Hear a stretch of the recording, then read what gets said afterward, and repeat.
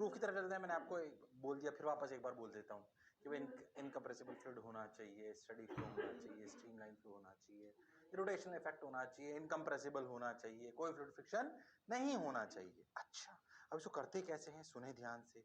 आओ देखो, बात आपको समझ आएगी।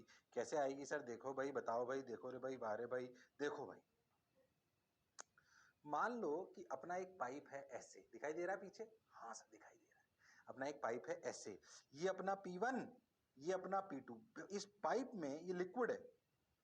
समझ में आ रहा है लिक्विड कैसे? कंफ्यूज मत होना बिल्कुल। है देखो, ये ऐसे पाइप था, इसको पाइप के पानी को अपन ने ऐसे एज्यूम करा, इस सेक्शन को बस। बोलो क्लियर? ये पानी यहां पर था P1, ये था P2। P1 पानी था, मतलब इस सेक्शन में पाइप भरा हुआ है। आप समझो पाइप ऐसे, इस पाइप की ग्राउंड से हाइट H1 है, इस वाले सेक्शन की, इस वाले सेक्शन की हाइट H2 है। ठीक है, समझो जो इस वाले, ये पानी का अपन एक सेक्शन मान लिया, इसको एक ब्लॉक टाइप मानो, थोड़ी फील करो ऐसी। समझो इस वाले पानी के लेफ्ट में जो पानी है वो इस पे प्रेशर लगा रहा है P1, और इस जगह का क्रॉस सेक्शनल एरिया है A1। ठीक सर। ऐसे ये जो पानी का, जो आपने पानी का सेक्शन माना, उसके इधर वाला जो राइट वाला पानी है वो इस पे प्रेशर लगा रहा है P2। ऐसे लगाएगा, जाहिर सी बात है, उधर प्रेशर ऐसा आएगा, बिल्कुल सही। और इस जगह का क्रॉस सेक्शनल एरिया A2, पर ये ग्राउंड से H2 हाइट पर है, तो पानी ऐसे गया। अच्छा, वो अपनी equation of continuity A1 V1 बराबर A2 V2 तो वैलिड है ही, तो वैलिड है, क्योंकि आपका स्ट्रीमलाइन फ्लो है, सारी चीजें हैं, अपना कोई मास लॉस नहीं हो सकता। तो A1 V1 बराबर A2 V2, वो अपना सॉर्टेड है। ठीक सर, वो अपना सॉर्टेड है, वो अपने को बात समझ आती है, वो क्लियर है एकदम सर। ठीक सर। अब एक बात समझो कि ये A1 V1 A2 V2 देखो कर क्या रहे हैं अपन, देखना। ओ हो, ध्यान समझना, इसने क्या लिखा समझना।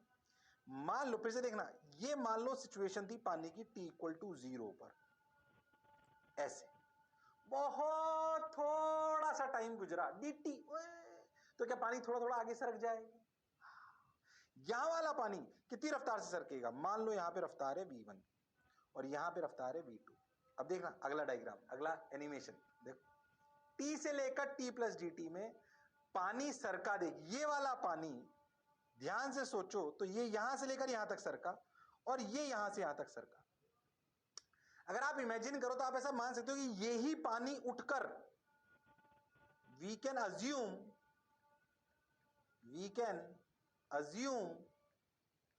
कि जो पानी इतना सा था ना, यहां वाला पानी, वो ही उठ के वहां चला गया एक तरीके से, क्योंकि यहां से सरका ऐसे, उसी ने सरक के वहां गया। तो यहां राम श्याम सीता गीता थे, वहां पे भी वो कुछ वैसे ही थे। अरे यस और नो, आप ऐसा अज्यूम कर सकते हो कि वी कैन अज्यूम ये वाला पानी, we can assume that this water shifted place. Proof वैसे तो थ्योरम है, आपको याद होनी चाहिए। Proof will give you a feel about the subject. Okay sir, so we can assume that this water shifted its place. अरे हाँ, तो बाकी बचा हुआ जो पानी है, ये पानी, ये वाला, इसमें कोई बदलाव नहीं आया T से लेकर T+dt में। आप ऐसे समझो कि ये जो यहां वाला पानी था, ये उठकर यहां चला गया एक तरीके से। हालांकि असलियत में सब थोड़े थोड़े थोड़े शिफ्ट हुए, पर हम बाकी सबका वैसे का वैसे ही मान लें, बस ये मान लें कि यहां का पानी उठ के वहां चला गया। अरे हाँ सर, तो क्यों ना इस पूरे पानी पे वर्क एनर्जी थ्योरम लगाएं। अब समझे डीएम मास कितना है। हम एक बात जानते हैं कि A1 V1 बराबर A2 V2 है। ये जो डीएम मास आप समझे, आप समझना, जो यहां वाले सेक्शन को आप समझो, A1 वाले एरिया को आप ध्यान समझो। यहां पर जो पानी सरका dt टाइम में, क्या वो सरका V1 dt? अरे हाँ, और कितनी रफ्तार से? V1 से। तो dt टाइम में कितना पानी सरक गया? V1 dt। अरे हाँ, अच्छा सोचो, इसका एरिया कितना है? A1। तो सोचो डीएम मास जो इसके अंदर होगा, क्या वो होगा रो A1 V1 dt? रो A1 V1 dt। अरे हाँ सर, जो पानी हिला dt में, जो इतना सरका, ओए, अरे हाँ, क्या यहां जो ये डीएम आया, क्या वो भी यही डीएम है? बोलो क्यों?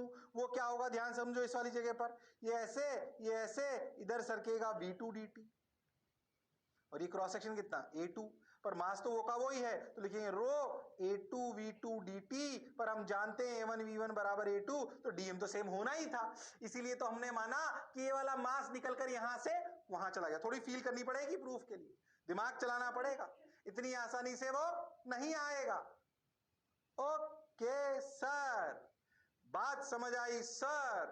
अब समझो, अगर तुम इस सेक्शन को ध्यान से देखो तो जो डीएम मास है, इसके अलावा कोई मास में बदलाव नहीं आया, बस राम की जगह श्याम ने ली, श्याम की जगह सीता ने ली, ठीक है।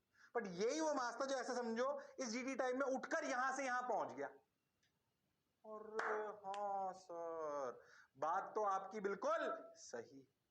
अब इस सेक्शन को देखो ध्यान से, डीएम तो अपना ऐसे अपन लिख सकते हैं, रो a1v1 dt या फिर रो a2v2 dt, और डीवी जो वॉल्यूम है वो है अपनी a1v1 dt या फिर a2v2 dt।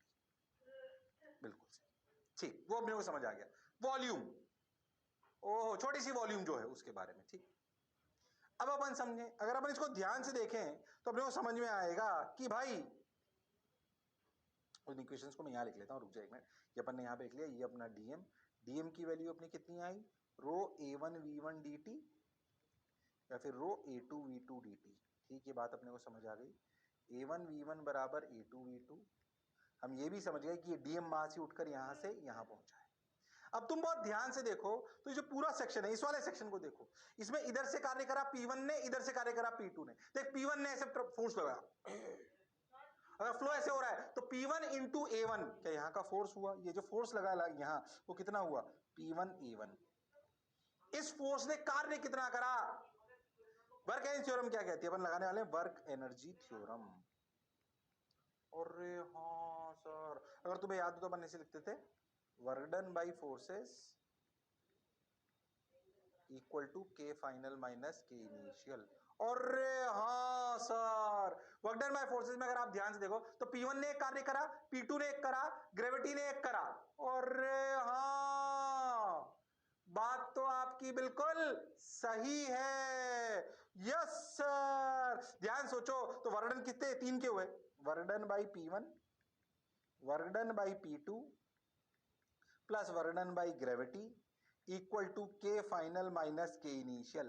हम वर्क एनर्जी थ्योरम लगा रहे हैं वाटर के इस सेक्शन पे, उसको एक अलग मानकर जो डीटी टाइम में ऐसे शिफ्ट हुआ, तो टी से लेकर टी इक्वल टू 0 से लेकर टी इक्वल टू dt तक में हम वर्क एनर्जी थ्योरम लगा रहे हैं इस पानी के सेक्शन पर। और हाँ सर, अब देख P1 द्वारा वर्णन, देख फोर्स कितना, P1 A1, और हाँ फोर्स इनटू डिस्प्लेसमेंट, डिस्प्लेसमेंट कितना सर, V1 dt। अरे हाँ सर, डिस्प्लेसमेंट कितना हुआ, अगर v1 रफ्तार मानी अपन dt टाइम के लिए तो यहां पे p1 ने कितना धकेल दिया dt टाइम में, v1 dt। यस सर, और पॉजिटिव।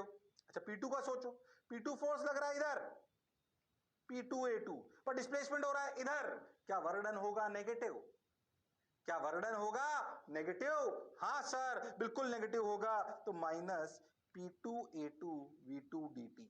समझ में आया क्या ये, अरे हाँ सर। अच्छा सोचो, ग्रेविटी का वर्णन, क्या डीएम मास उठकर यहां से उठकर यहां चला गया, H1 हाइट से उठकर H2 पर चला गया, क्या वो उठ गया H2 माइनस H1, mg कहां लगा नीचे, dmg।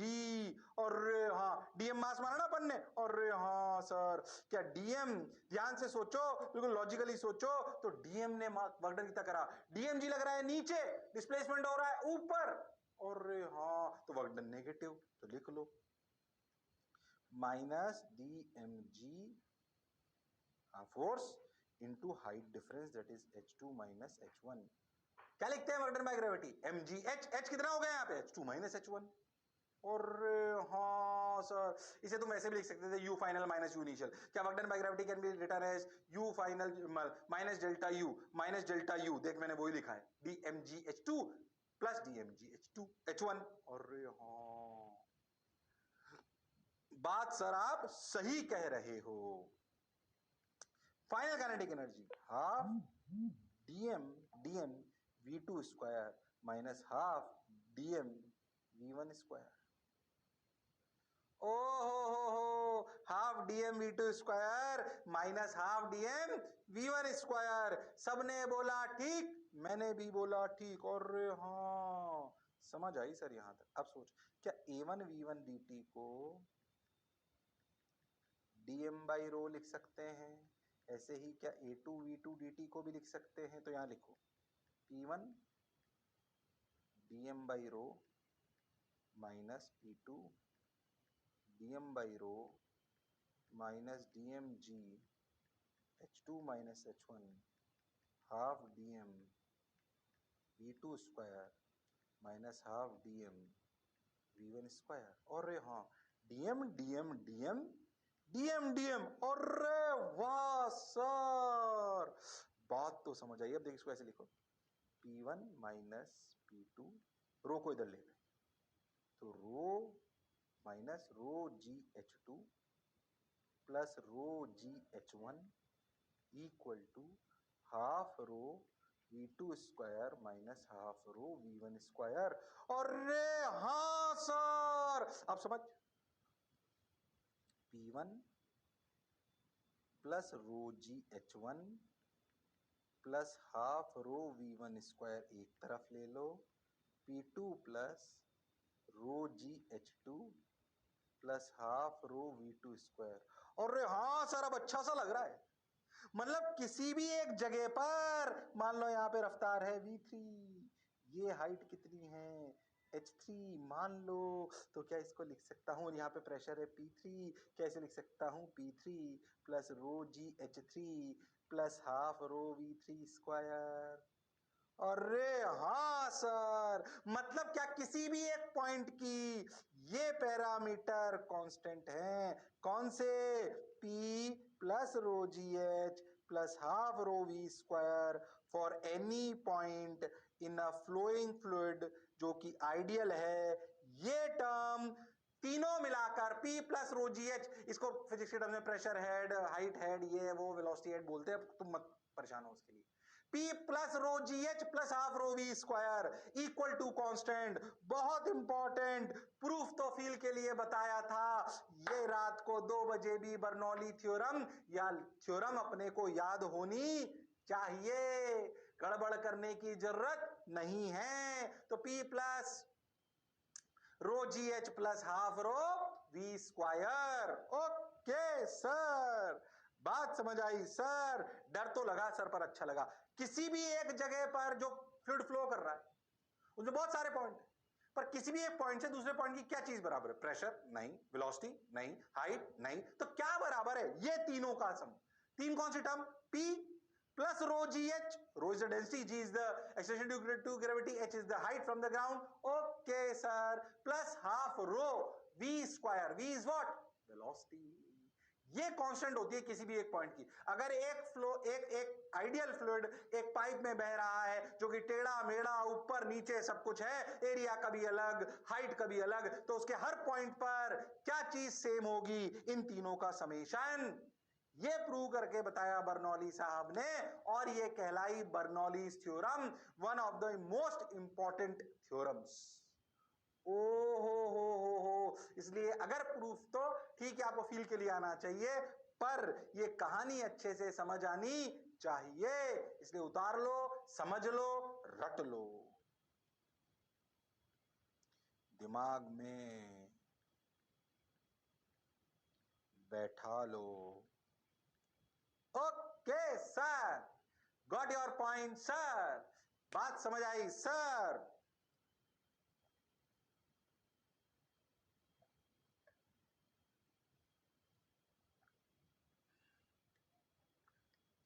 बोलो क्लियर है क्या, अरे सोच लो, अरे पक्का, समझ तो आए सर। P प्लस, अब इसको पढ़ेंगे अपन आगे, इसकी एप्लीकेशंस को देंगे। अब बेसिकली अपने को ये क्या काम आता है, कैसे ऐसे सवाल करते हैं, वही अपने को पढ़ना है। दो चीजें बेसिकली इसमें फ्लूइड फ्लो में अपने काम की, एक तो equation of continuity A1 V1 बराबर A2 V2, और दूसरा P plus rho g h plus half rho v square for any point in a fluid flowing remains constant. किसी भी दो पॉइंट का कुछ इक्वेट करना हो तो क्या करेंगे, ये P plus rho g h plus half rho v square. डरने की, घबराने की, शर्माने की बिल्कुल जरूरत नहीं है। अरे हाँ ना तो बोलो, अरे सोच लो, अरे पक्का, हाँ सर, बात तो आप सही कह रहे हो, जोरदार कह रहे हो, मौज के साथ कह रहे हो। Okay sir, got your point sir, बात समझ आई सर, ठीक है सर, रट लो, दिमाग में बैठा लो। बोलो उतार लिया, समझा लिया, अरे हो गया क्या, P plus rho g h plus half rho v square. ठीक sir, got your point sir, clear है सर? समझ आया सर? चलो तो फिर P plus rho G plus half rho V square बराबर constant. This is known as Bernoulli's principle, Bernoulli's theorem, जो तुम मानना चाहो. तो Bernoulli equation simply states that the total energy per unit mass of flowing fluid at any point is the sum of kinetic energy, potential and fluid pressure energies, and this sum is constant everywhere in the fluid. इन्होंने समझाने का प्रयास करा कि भाई अगर आप इसको पर यूनिट मास ले लो, कैसा ले लो, डेंसिटी अपने पर यूनिट मास ले ना. अच्छा, तो Bernoulli theorem equation simply states that the total energy per unit mass, per unit mass, basically उसने पी को प्रेशर एनर्जी से रिप्रेजेंट कर लिया, ये ग्रेविटेशनल पोटेंशियल एनर्जी आ गई, ये काइनेटिक एनर्जी आ गई. तो किसी भी एक जगह, इसे एक्चुअली क्या होता है कि समझने का प्रयास करो. जैसे नॉर्मल जो ब्लॉक होता है ना अपना, उसमें तो सर अपन kinetic energy plus potential energy initial बराबर kinetic energy plus potential energy final, यही करते हैं. ध्यान से देख, रोजिएट काइनेटिक पोटेंशियल एनर्जी है नॉर्मल ब्लॉक में, है ना. कोई भी नॉर्मल ब्लॉक अगर यहां से उठा के यहां ले जाए, जैसे अगर उस डीएम को उठा के, नॉर्मल कोई ब्लॉक डीएम का होता है उसको उठा के यहां ले जाता, तो और ऐसे रफ्तार में कुछ करते, तो बेसिकली अपन क्या बोलते हैं, सिर्फ ग्रेविटी अगर काम करती तो बोलते हैं initial kinetic energy plus potential energy बराबर kinetic energy plus potential energy. पर यहां पे ऐसा नहीं हो रहा, क्योंकि जब प्रेशर में वेरिएशन आता है आगे पीछे, तो वो भी प्रेशर भी अपने आप में एनर्जी कंज्यूम और रिलीज करता है. अरे हाँ, क्योंकि pressure related to force, force related to work done.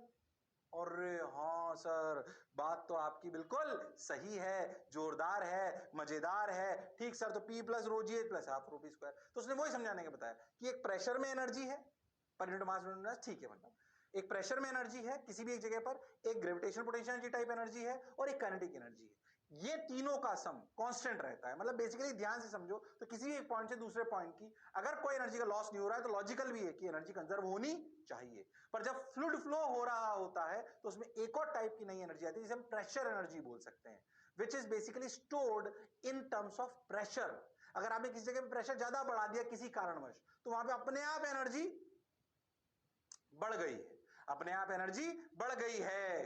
भले सोच, भले ऐसे समझो, ऐसा पानी जो सेम हाइट पर है, पर एक जगह प्रेशर कम है, एक जगह प्रेशर ज्यादा है और वेलोसिटी सेम है, तो जिस जगह प्रेशर ज्यादा है उस पानी की एनर्जी ज्यादा होगी, ऐसा आप फील करो.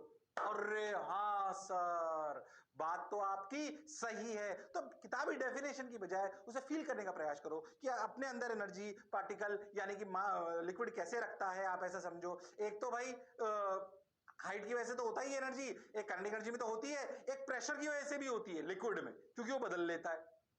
अरे हाँ सर, थोड़ी फील आई, समझ में भी आया, मजा भी आया. अरे हाँ सर, बहुत बढ़िया सर, मजा आया सर. बोलो क्लियर है क्या? अरे सोच लो, अरे पक्का? हाँ सर, बात तो सर आपकी समझ आई, अच्छी भी लगी, मजा भी आया. चलो भाई, बहुत बढ़िया. हो, थोड़ी सी बेसिक से एक सवाल से चालू करते हैं. Pressure variation in horizontal tube. समझो आपकी ट्यूब पूरी हॉरिजॉन्टल, अगर ट्यूब हॉरिजॉन्टल है तो हाइट तो सेम है, ओके, पर एरिया चेंज हो रहा है.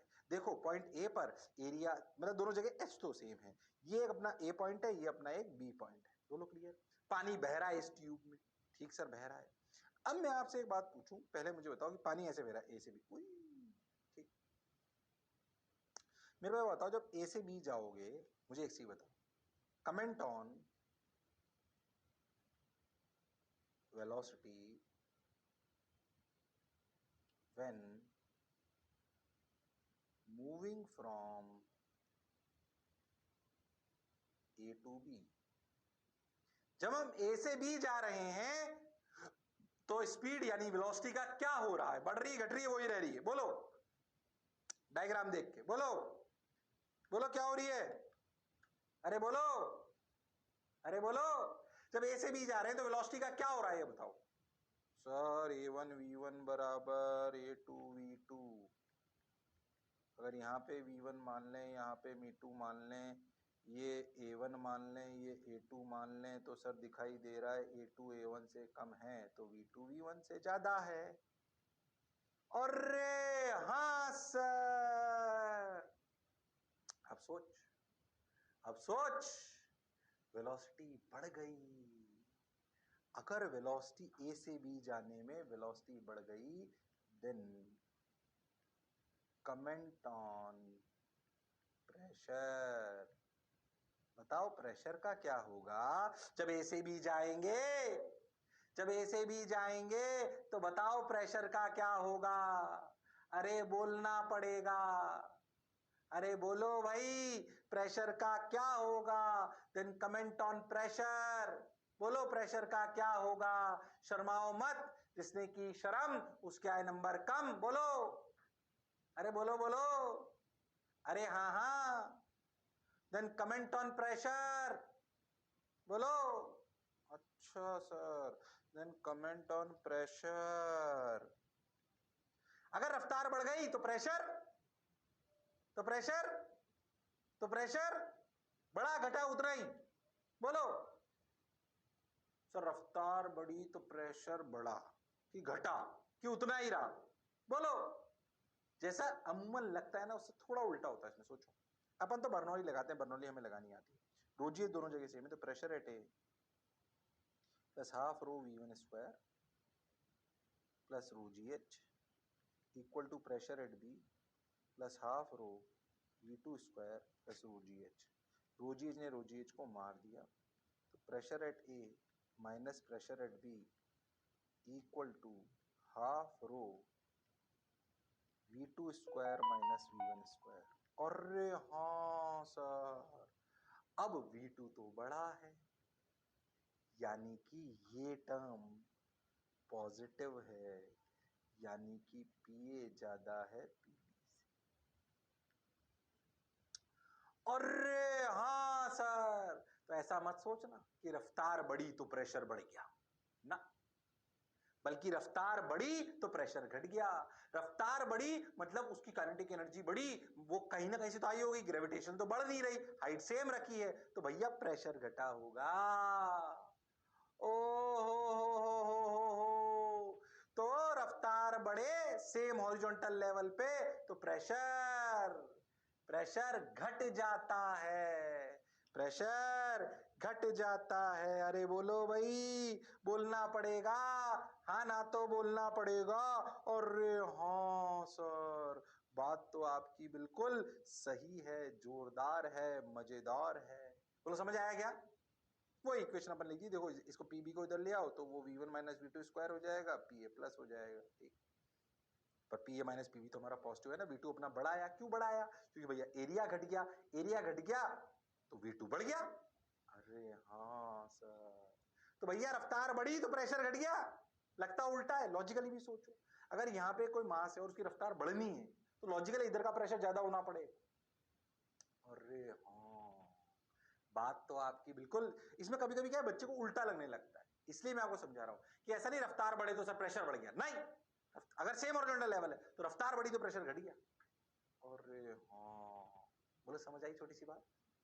P plus rho gh plus half rho v square for any flowing fluid remains constant, remains constant। अरे हाँ सर, बोलो क्लियर? अरे पक्का? अरे आगे बढ़ जाऊं? अरे सोच लो। हाँ सर बढ़ जाओ, शर्माओ मत सर। ओके बढ़ जाते हैं। If area of the tube decreases, pressure due to liquid also decreases. ओहो, कंफ्यूजन ऐसे भी हो सकता है, कोई आपसे पूछे भाई एरिया घट गया तो बताओ प्रेशर का क्या होगा। अब बच्चे को लगता है सर एरिया घट गया तो प्रेशर तो बढ़ जाएगा, पर ऐसा हो नहीं रहा। देख, एरिया घट रहा है तो वेलोसिटी बढ़ रही है, और वेलोसिटी बढ़ रही है तो प्रेशर घट रहा है। और हाँ, नहीं तो ऐसे डर लगने लगता है कि बताओ एरिया घटा तो प्रेशर का क्या हुआ। एरिया घटा तब भी प्रेशर घट गया। देख, यहां से लेकर यहां तक एरिया घटा, वेलोसिटी बढ़ी, प्रेशर भी घटा। अरे हाँ सर, बात तो एरिया घटे प्रेशर बढ़ गया ऐसा नहीं हुआ फ्लूइंग फ्लूइड में, उल्टा हो गया अगर सेम हॉरिजॉन्टल लेवल है तो। इसलिए बच्चे को कंफ्यूजन होने लगता है कि वो दूसरी तरीके से सोचने लग जाता है। तो नहीं आई बात समझ? अरे आई कि नहीं आई? हाँ sir, so the area of the tube decreases, pressure due to liquid also decreases. क्या बात क्लियर है एकदम पीछे वाली? अरे बोलो भाई, अरे सोच लो। समझ तो आई सर, अच्छा लग रहा है सर, बहुत बढ़िया सर, मजा आया सर। ओके नाउ, अब सवालों की वैरायटी में ले जा रहे हैं धीरे धीरे आप, ठीक है, ताकि आपको फील आए। आ जाओ। कैसे? सुनो, इसे बोलते हैं वेलोसिटी ऑफ इफ्लक्स। नाम वाम छोड़, काम की बात सुन। एक कंटेनर, उसमें पानी भरा है। पहले एक बात समझो, अपन मटकी भरते हैं, मटकी में नीचे छेद कर दो, आजकल तो वो टैप वाली पॉट भी आने लगे हैं, बिल्कुल। तो उसमें जब अपन नीचे से ढक्कन खोलते हैं या टैप खोलते हैं या छेद कर दो तो क्या पानी निकलता है रफ्तार में, और जैसे ही बॉटल खाली होने लगती है वैसे ही, अगर आपने कभी वो देखा अपना कैन जो पिकनिक पे वाटर बॉटल ले जाते हैं उसमें नीचे वो होता है ना, हाँ कंटेनर, उसका अगर आप नल को खोल दो तो पानी आता है रफ्तार में। उस वो जो ध्यान देना है एक बात पे कि जितना ज्यादा पानी भरा होता है ना उतना तेज पानी आता है। शादी वादी में खाना ना खाने गए हो तो भैया हाँ कुछ कुछ चीजें तुमने कॉमन सेंस की करी होंगी वो सब सिखाऊंगा।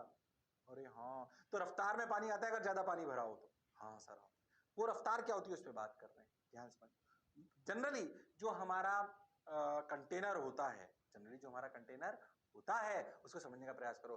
उसका बेस काफी मोटा होता है और जो छेद होता है वो बहुत छोटा होता है। खैर अब आप एक बात समझो, ध्यान से देखो, ध्यान समझो। मैं आपको पहले कहानी पूरी एक साथ ही समझा देता हूं।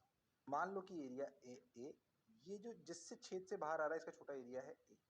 ये एरिया किसका है, जो कंटेनर का टॉप एरिया है, और छेद का एरिया ये है, और छेद टॉप लेवल से एच नीचे।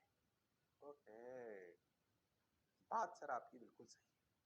अब तो एक बात समझ, तो यहां से लेकर मान लो अपन ने छेद को खोल दिया तो पानी नीचे आएगा और छेद से बाहर निकलेगा। छेद से बाहर निकल रहा है V1 से। अब समझ, हमारे लिए यहां से लेकर यहां तक ये फ्लूइड फ्लो ही तो है। ये बड़े एरिया से छोटा सा एरिया, अरे हाँ तो ऐसे समझ, यहाँ पे एक पॉइंट ए है, यहाँ पे ये पॉइंट एक बी है जो बाहर निकल रहा है पानी।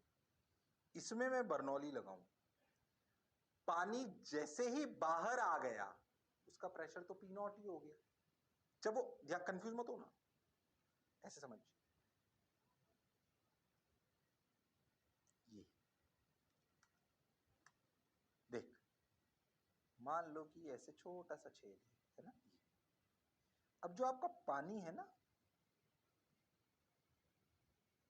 उसके यहां पे तो प्रेशर है, पर जैसे ये पानी यहां बाहर आया इस जगह प्रेशर कितना है, तो पी नॉट है तो हवा में आ गया। यहाँ पे प्रेशर कितना है, पी नॉट है। मान लो ये पॉइंट ए है और ये पॉइंट बी है। अब मैं ए से लेकर बी तक क्या लगाना चाहता हूं, बर्नौली। यहां मान लो V2 रफ्तार है, यहां पानी निकला V1 से। क्या V1 निकालना ही हमारा धर्म है? अरे हाँ सर, बात तो आपकी बिल्कुल सही है।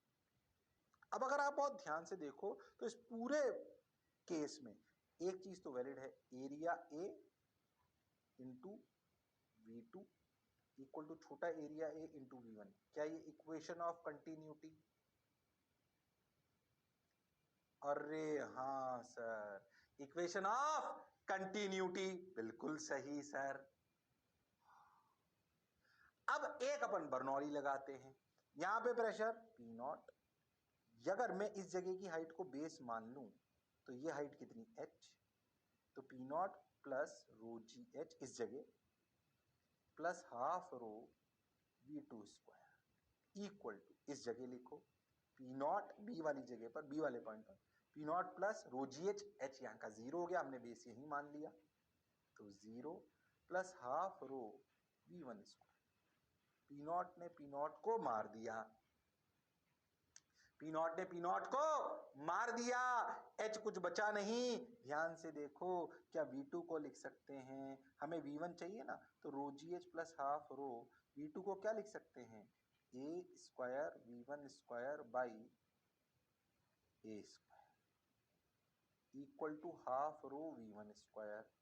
तो रो ने रो को मार दिया सब तरफ, तो g h equal to half V1 square 1 minus A square by A square. अरे हाँ सर, बिल्कुल सही। तो देखो 2GH V1 क्या है, ए स्क्वायर माइनस ए स्क्वायर, ए स्क्वायर माइनस ए स्क्वायर अपॉन ए स्क्वायर। सही चल रहा है ना? नहीं, गलत लिखा गया, मैं उल्टा लिख दी। ये 2GH, यहाँ पे क्या आया, ए स्क्वायर, और नीचे क्या बचा, ए स्क्वायर माइनस ए स्क्वायर का रूट इक्वल टू V1। अरे हाँ सर, बात तो आपकी बिल्कुल सही है, ये आ गया V1। हाँ, ये रियल आंसर। बट एक बात समझो, बट इन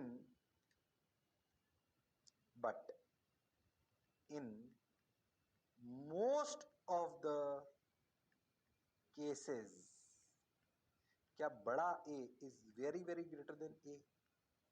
और हाँ सर, बड़ा ए इज वेरी वेरी, मैंने ए स्क्वायर सब सही लिखा ना ये? हाँ सब सही चल रहा है बिल्कुल।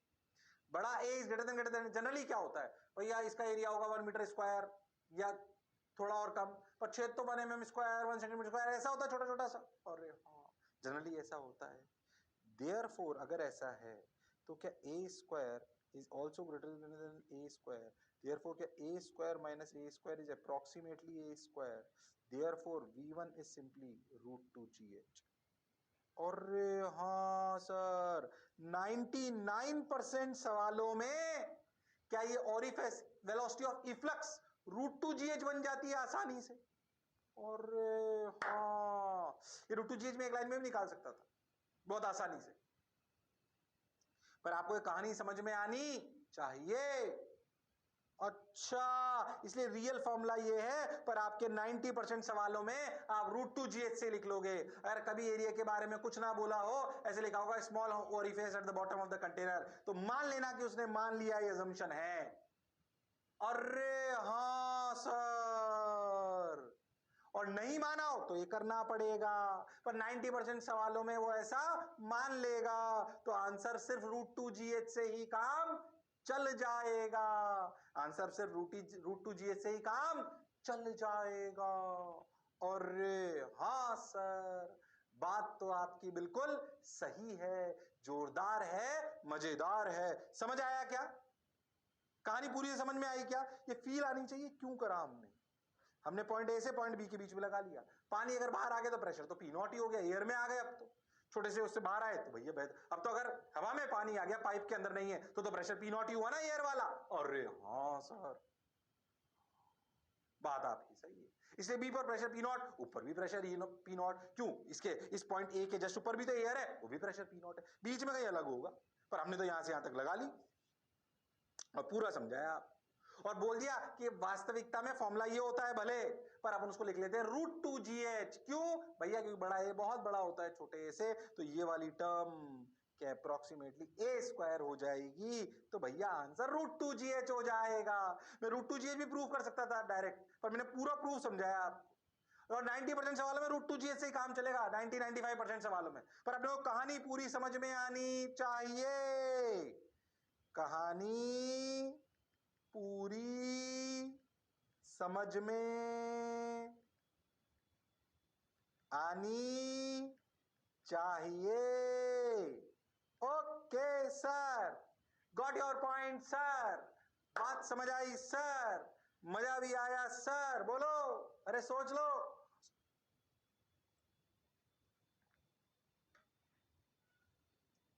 क्लियर है सर? बहुत बढ़िया सर, सही लग रहा है सर। अरे वाह भाई, अरे वाह, ठीक। उतार लो, उतार लो, समझ लो। अरे उतार लो, समझ लो, बोलो समझ आया क्या? अरे सोच लो भाई। समझ तो आया सर, समझ तो आया सर, फील भी आई सर, बिल्कुल क्लियर है सर। चलो भाई, अरे हो गया क्या? अरे हो गया क्या? अरे बोलो भाई, हो गया क्या? हो गया सर, हो गया सर, हो गया, बिल्कुल हो गया। आगे बढ़ जाऊं सर? सही लगा है। √2GH कब? जब ये वाला आसानी से water comes out of the orifice. और अगर आप if you do not assume V2 equal to 0, ये V2 इक्वल टू 0 कब मानते हैं? ध्यान से समझो, जब ए को बहुत बड़ा मान लेते हैं। जब ए को बहुत बड़ा मान लेते हैं तो ऐसा मान लेते हैं कि इसको ऐसे भी लिख सकते हो आप कि V2 कैसा हो गया? अप्रोक्सीमेटली 0। तो डायरेक्ट यहां से आता कि बर्नौली लगाते हैं और डायरेक्ट √2GH ले आते हैं। कैसे ले आते हैं? अगर आप सोचो, आप ये अजम्पशन ले लो पहले ही, तो √2GH डायरेक्ट आ जाएगा। पॉइंट ए पे प्रेशर P0, रफ्तार 0 और √GH, तो बस simply √GH equal to B point पर प्रेशर P0, वो कट जाएगा, उसकी लिखने की जरूरत नहीं है। √GH 0 हाफ √V स्क्वायर, रो ने रो को मार दिया, V के लिए √2GH। अरे हाँ सर, तो डायरेक्ट ऐसे लिख सकते हो। पर मैंने पूरा प्रूफ करके बताया ताकि आपको फील आए कि √2gh एक अजम्पशन के बाद आता है कि जब आप बड़े को बहुत बड़ा मान लेते हो तो उसकी रफ्तार को लगभग नेग्लिजिबल मान लेते हो। Okay sir, got your point sir, बात समझ आई सर, इसलिए √2gh आया। फिर हमने बोला कि if you do not assume v2 0, मतलब a को कोई सिग्निफिकेंस मानेंगे तो अपना ये आंसर आया। बोलो क्लियर है? ऐसे रख सकते हो व्हेन a, रियल कहानी ये है, a ग्रेटर देन a, और we can say v2 is approximately 0, then v1 equal to √2gh। अरे हाँ सर, ये कहानी वेलोसिटी ऑफ इफ्लक्स की ऐसे याद होनी चाहिए, पर याद रखना कि अगर कुछ ना बोला हो तो √2gh से ही काम चलाना। अपने आप मान लेना कि भैया एरिया बहुत बड़ा है। क्या मेरी बात क्लियर है? हाँ सर, बात तो आपकी बिल्कुल क्लियर है, जोरदार है, मजेदार है। बोलो समझ आया क्या? अरे सोच लो। समझ आया सर? अब इसमें बहुत सारे सवाल हैं। एक छोटा सा ऑप्शन, जैसे तुमने कभी कभी देखा होगा, तुम पिकनिक पे वो वाटर बॉटल ले गए, हाँ ले गए, ये घर पे भी कभी देखा हो, उसमें नल से दबाओ, या कभी शादी आदि में गए हो तो कैंपर रखे होते हैं, उसमें से अपन पानी लेते हैं, पानी आना बंद हो जाता है, उसको हिलाते हैं, अरे पानी तो है पर पानी नहीं आ रहा। तो तुमने एक कॉमन चीज करी होगी, क्या करते हो तुम बताओ? ढक्कन खोल देते हैं। किसका? कंटेनर का। तो पानी आने लगता है। अरे तो हमने शादी में बहुत करा है सर। सोच अब ऐसा क्यों होता है? सवाल ये, ऐसा क्यों होता है? ये जो अपन पढ़ रहे हैं वहीं पे है उसका आंसर। हाँ सर, वो है ना नीचे टाइट बंद हो अपना ढक्कन, और तो थोड़ी देर पानी निकालते हैं, पानी होता है तब भी आना बंद हो जाता है। अरे हाँ सर, ऐसा होता है सर। बात सर सही आप कह रहे हो सर। सोच ऐसा क्यों होता है, यहीं पे आंसर है। सोच ऐसा क्यों होता है? अरे हाँ सर, होता तो है, यहीं पे आंसर है जो पढ़ रहे हैं उसमें। बोलो क्यों होता है? सोच पाए? अरे बोलो भाई, या अगले टर्न में सोच के बताओगे? बोलो।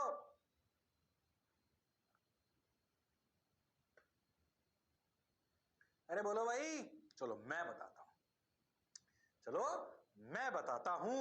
ओके देखो भाई, एक्चुअली क्या होता है, अब अपने ढक्कन लगा दिया। जब ढक्कन लगाया तो थोड़ी सी एयर थी अंदर, जब एयर थी तो पी नॉट था। अब हमने क्या करा, ये खोल दिया, नल टैप खोल दी हमने, जो हवा भरी हुई थी यहां पर उस ढक्कन बंद कर दिया। अब ढक्कन बंद कर दिया तो जो हवा भरी हुई थी उसका प्रेशर पी नॉट था, ठीक। पर अब क्या हुआ, पानी खाली हुआ। ओ हो, अरे हाँ, तो पानी आना बंद हो गया। ऐसा हुआ, बोल क्यों? क्योंकि because of increase in volume